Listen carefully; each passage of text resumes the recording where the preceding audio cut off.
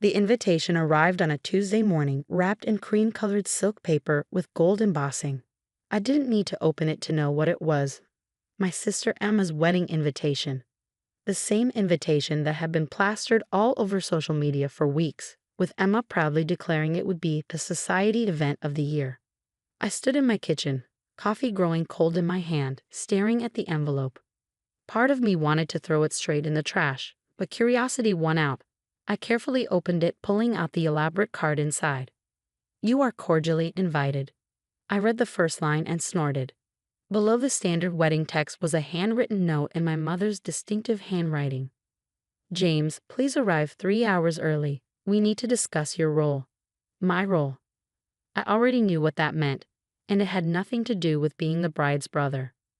The next morning, I pulled into the circular driveway of my parents' mansion, the same house where I'd grown up but hadn't visited in months. Emma's white Range Rover was parked out front along with our mother's Mercedes. Perfect. The whole family would be there to deliver whatever news they planned.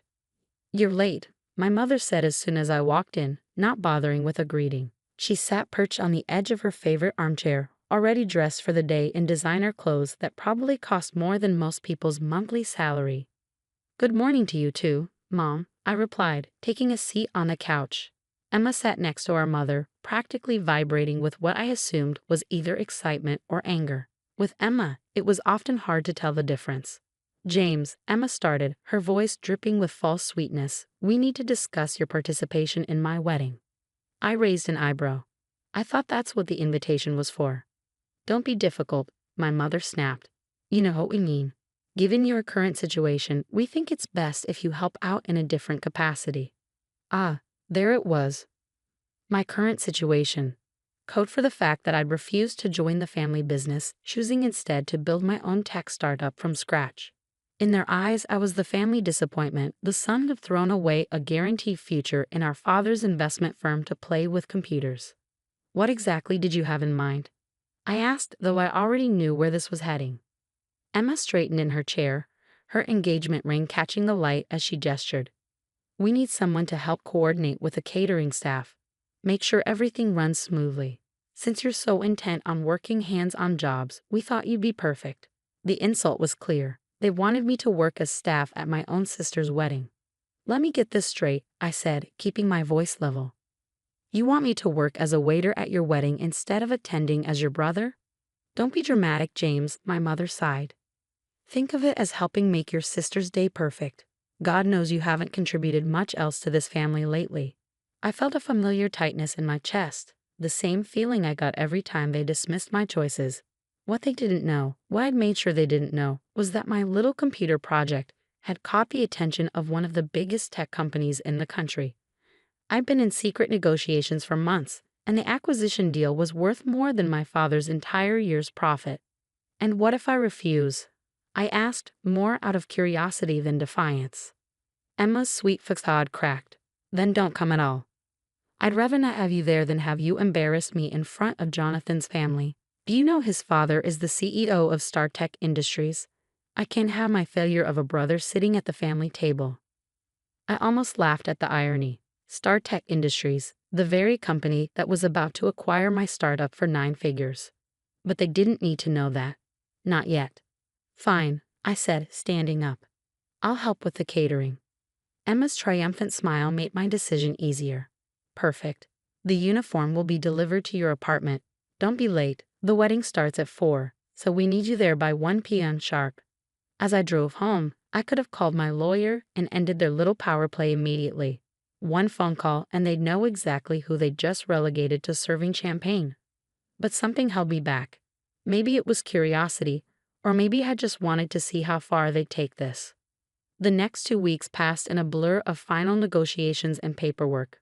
The acquisition was set to be announced the Monday after Emma's wedding, a detail that made me smile every time I thought about it. The day before the wedding, a garment bag arrived at my apartment containing a white shirt, black pants, and a black vest. Standard catering uniform. I hung it up next to my closet, where a bespoke suit worth more than most cars sat waiting. I'd had it made weeks ago, before I knew I'd be relegated to the kitchen. Running my hand over the fine wool, I made a decision. I play their game, but I bring the suit anyway. Something told me I might need it. The morning of the wedding dawned bright and clear. I'd arrived at the luxury hotel exactly at 1 p.m., parking my understated Audi among the fleet of luxury cars already filling the lot. The irony wasn't lost on me. I could have bought most of those cars with cash. But here I was headed to the service entrance with a uniform under my arm. "You must be James," the catering manager said when I walked in. She looked uncomfortable, clearly aware of who I was. "Your mother explained this situation. We'll have you helping with champagne service during the reception." "Perfect," I said, giving her a reassuring smile. No need to make her more uncomfortable than she already was. I changed into the uniform and spent the next few hours watching the venue transform into Emma's vision of wedding perfection. Flowers worth a small fortune covered every surface, crystal chandeliers sparkled overhead, and the champagne, well, I had to admit they'd spared no expense. Guests began arriving at 3:30. I stayed in the kitchen, watching through the service window as Silicon Valley elite mixed with old money, all here to celebrate the merger of two prestigious families. If they only knew one of their servers was worth more than half the room combined. "Time for the champagne service," the catering manager announced as the ceremony ended. "Everyone remember your assigned sections." I picked up my tray and headed out into the crowd. The weight of the crystal glasses was nothing compared to the weight of the stares I could feel from my family's table. My mother's face was a mask of satisfied superiority, while Emma practically glowed with the power play she orchestrated. I was serving the third table when I heard a familiar voice behind me. "James, James Chen." I turned slowly, coming face to face with David Marshall, CEO of StarTech Industries, and my soon-to-be business partner. "What are you doing here?" he asked, looking confused. "And why are you?" His eyes traveled to my uniform, then to where Emma sat at the bride's table. Understanding dawned on his face. "You're the bride's brother," he said slowly. "The one whoa." He stopped, clearly putting the pieces together. The room had gone quiet, attention drawn by the CEO's obvious surprise. Emma was half standing at her table, face growing pale. "Is something wrong, David?" Jonathan's mother called out, looking between us with growing concern. David Marshall looked at me, then at Emma, then back to me. "James, correct me if I'm wrong, but aren't you the founder of Tech Fusion? The company we're announcing the acquisition of on Monday?" The champagne glasses on my tray clinked softly in the dead silence that followed. The silence in the ballroom was deafening. My mother's champagne glass froze halfway to her lips, and Emma's face had gone from pale to ashen. I carefully set my tray down on the nearest table, straightening my server's vest as I turned to face David Marshall. "Yes, that's correct," I said, my voice carrying in the quiet room, though I wasn't planning to discuss business at my sister's wedding. David laughed, a booming sound that seemed to break the spell of silence. "Discuss business. James, you're about to become one of the youngest billionaires in tech. Why on earth are you serving champagne at your sister's wedding?" The word billionaire echoed through the room like a thunderclap. I heard my mother's champagne glass shatter on the marble floor. "There must be some mistake," Emma said, rushing over with Jonathan in tow. Her white dress rustled frantically as she moved. "James works at some small startup. He's nothing but a small startup," David interrupted, his eyebrows shooting up. "Tech Fusion's revolutionary AI platform is about to transform the entire industry. That's why StarTech is acquiring it for $4.2 billion. He turned to Jonathan, his son. "Didn't you mention this at home?" "I've been talking about this deal for months." Jonathan looked as shocked as everyone else. You never mentioned the founder's name, Dad. I had no idea."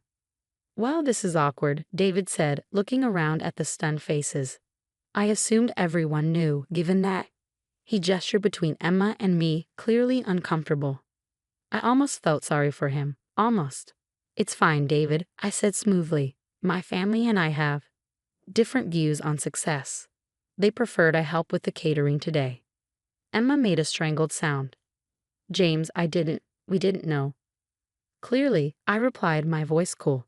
"Now, if you'll excuse me, I should get back to my duties. There are still 3 tables that need champagne." "The hell you will," David said firmly. He turned to the crowd of guests. "Ladies and gentlemen, I'd like to introduce you to James Chen, founder and CEO of Tech Fusion." and one of the most brilliant minds in artificial intelligence, and apparently the bride's brother. The whispers started immediately. I could see phones coming out, people quickly Googling my name and company. My mother had sunk into her chair, her face a mask of horror. James, my father spoke for the first time, standing up from his table. Son, why didn't you tell us? Would it have mattered? I asked quietly. When I tried to explain my work 3 years ago, you called it a waste of time. When I needed seed funding, you told me to stop playing with computers and get a real job. When I moved out of the family estate to be closer to my office, he said I was throwing my life away. I straightened my shoulders. So no, I didn't tell you. I didn't tell any of you. Emma stepped forward, her perfect makeup starting to smear from tears. But you let us treat you like what, Emma? I asked. Like staff? Like someone beneath you? Yes, I did. Because I wanted to see if any of you would stand up for me, family fortune or not. Clearly, I got my answer. David cleared his throat. James, there's a spare suit in my car. My driver can get it for you. Please, join us at the table. I smiled but shook my head. Thank you, David, but I actually brought my own. I turned to the catering manager who had been watching the scene unfold. Would you mind if I took a brief break to change? She nodded quickly, probably grateful for any excuse to escape the tension in the room. Perfect, I said. I'll be right back. As I walked toward the service area where I'd stored my suit, I heard the explosion of conversation behind me. My phone was already buzzing with notifications. No doubt the story was spreading through social media like wildfire. In the small staff changing room, I took my time removing the server's uniform and putting on my bespoke suit. The charcoal gray wool was a far cry from the polyester vest I'd been wearing. I checked my appearance in the mirror, adjusted my tie, and took a deep breath. When I returned to the ballroom, the atmosphere had shifted dramatically. People who had ignored me minutes before now rushed to introduce themselves. Venture capitalists who wouldn't have given me the time of day were suddenly eager to discuss potential investments. I made my way to the family table, where my mother sat still as a statue. My father looked shell-shocked, and Emma seemed to be having a heated whisper conversation with Jonathan. James, my mother started as I approached. Darling, we had no idea. I held up a hand to stop her. Mom, let's not do this now. This is Emma's wedding day after all. We wouldn't want to make a scene. The irony of my words wasn't lost on anyone at the table. David appeared at my side, champagne in hand, the expensive kind that had been reserved for the special guests. Here, he said, handing me the glass. I think you deserve this more than anyone. I accepted the glass with a nod of thanks. To the happy couple, I said, raising it slightly. Emma burst into tears and rushed from the table, her wedding dress swishing behind her. Jonathan looked torn between following his bride and staying to damage control the situation with his father. Go, I told him. She's your wife. She needs you. He gave me a grateful look and hurried after Emma. Well, David said, taking a seat next to me. This is certainly not how I expected to announce our partnership. I couldn't help but laugh. Life has a funny way of working out, doesn't it? That it does, he agreed. Though I have to ask, why didn't you say anything when you found out Jonathan was my son? I shrugged. It wasn't relevant to our deal. I wanted StarTech to acquire TechFusion because it was the right move for both companies, not because of any family connections. David nodded approvingly. That's exactly why you're going to do incredibly well in this industry. He glanced at my still shocked parents. Though I have to admit, I'm curious about one thing. Just one. I asked, raising an eyebrow. Why did you go along with? He gestured at the server's uniform hanging in the staff area. All of this? You could have stopped it at any time. I took a sip of champagne, considering my answer. The truth was, I'd been asking myself the same question all day. I guess I needed to know, I said finally. I needed to see if anything had changed, if they had changed. I looked around the grand ballroom, at the faces that now watched me with calculating interest. Money changes how people treat you, David, but it doesn't change who they are. The rest of the wedding reception passed in a blur of forced smiles and awkward conversations. Emma eventually returned, her makeup freshly fixed, but her eyes still red. She spent the remainder of her wedding reception shooting glances at me between greeting guests, her perfect day thoroughly derailed by the revelation of her brother's success. I stayed at the family table, now seated in a place of honor next to David Marshall, quietly observing the shifting dynamics around me. It was fascinating how quickly people's attitudes had changed. The same relatives who had smirked at my catering job earlier were now falling over themselves to mention our childhood connections. Remember when James used to fix our computers at family gatherings? Aunt Sarah gushed to anyone who would listen. I always knew he was special. I remembered those days differently. I remembered her complaining to my mother about how I was wasting time with those machines instead of pursuing a proper career like my cousins. As the evening wore on, my mother made several attempts to speak with me privately, but I politely deflected each time. This wasn't the moment for that conversation. My father, on the other hand, sat in uncharacteristic silence, occasionally staring at me as if seeing a stranger. Around midnight, as the reception was winding down, Emma finally approached me directly. She had changed out of her wedding dress into a simpler white evening gown. Her shoulders slumped in a way that would have horrified our mother's etiquette teacher. "Can we talk?" she asked quietly. "Please?" I nodded and followed her to a quiet corner of the ballroom. For a moment, we stood in awkward silence, the weight of years of competition and resentment hanging between us. "I'm sorry," she finally said, her voice barely above a whisper. "God, James, I'm so sorry. What we did, what I did, it was cruel." "Yes," I agreed simply, "it was." She flinched at my directness. I thought you were throwing your life away. Everyone said you were just playing around with computers, avoiding real responsibility." I thought. She trailed off, looking lost. "You thought what, Emma? That humiliating me at your wedding would somehow fix me, make me conform to what you and our parents wanted?" "No. Well, maybe. I don't know anymore." She wrapped her arms around herself. "When Mr. Marshall said you were worth billions, I thought I was going to be sick. Not because of the money, but because I realized how horrible we've been to you. All this time, you were building something amazing, and we were too busy judging you to even notice." I studied my sister's face, seeing real regret there for the first time in years. "You know what's ironic?" I said. "If any of you had bothered to actually ask about my work, to show even a moment of genuine interest, I would have told you everything. I wanted to share my success with my family, but you were all so convinced I was a failure that you never even gave me the chance." "I know that now," she said, tears forming in her eyes again. "Can you ever forgive me?" I was quiet for a long moment, considering her question. "I don't know, Emma. Forgiveness isn't something you earn in one conversation. It takes time, and more importantly, it takes change. Real change, not just regret because you found out I'm rich." She nodded, wiping at her eyes. "I understand. But, can we try? To start over, I mean." "We can try," I agreed. "But there need to be some ground rules. First, no more attempts to control my life or career choices. Second, I want genuine relationships, not ones based on what anyone thinks I should be. And third," I paused, making sure I had her full attention, "I want you to really think about why you treated me the way you did. Not just today, but for years. Because if we're going to have any kind of relationship moving forward, that needs to change."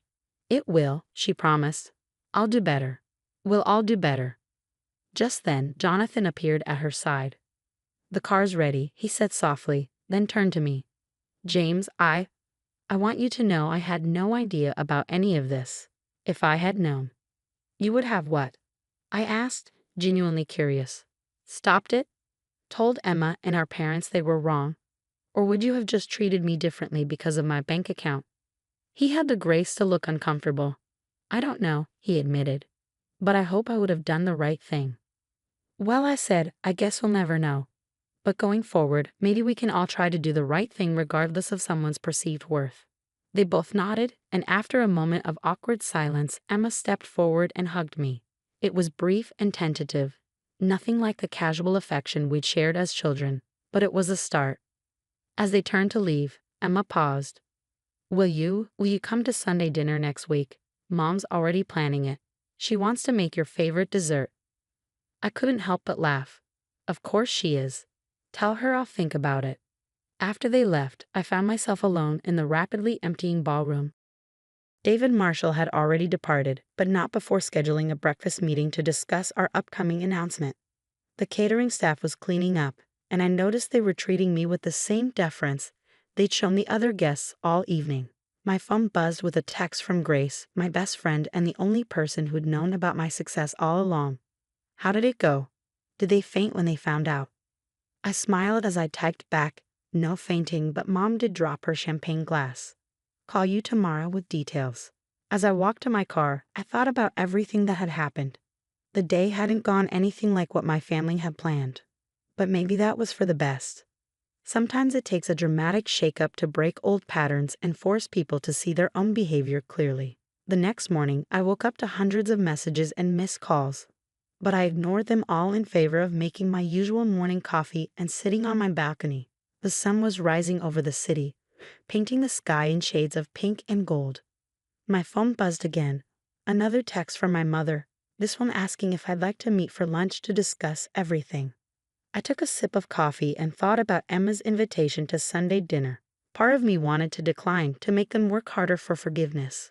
But another part remembered the genuine regret in Emma's eyes, the shock on my father's face, the way my mother's hands had trembled when she tried to speak to me later in the evening.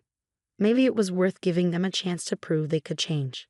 Not for the billions or the business success, but for the relationship we might have had all along if they'd just accepted me for who I was.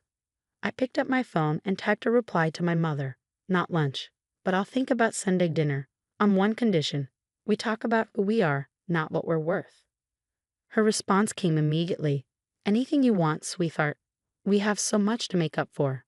I set the phone down and looked out over the city again. The truth was, I didn't need their approval anymore.